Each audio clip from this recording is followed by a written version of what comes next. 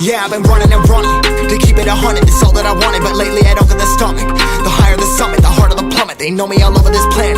I'm just a man and I can't understand it. Proud that I win and I did it myself. Probably wouldn't if I got the help. Hearing subliminals all on myself. Feel like I'm breaking, I'm falling to hell. Told me I'm sick and I tell her, oh well. Rather be dead than to know that I failed. Live for the chase, life is a race. I'm out of space, so me get on my face. I got a taste, well the whole play finna get laced if you step out of place like...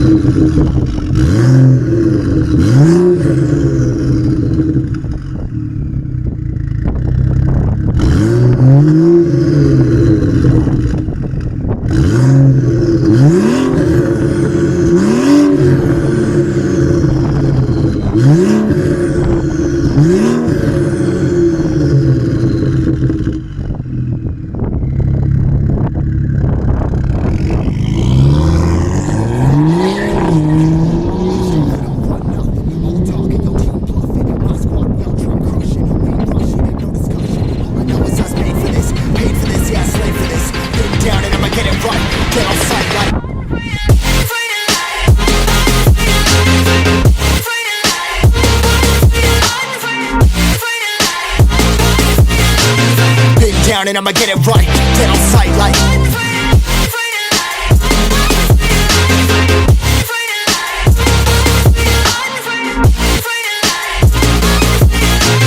been down and I'ma get it right.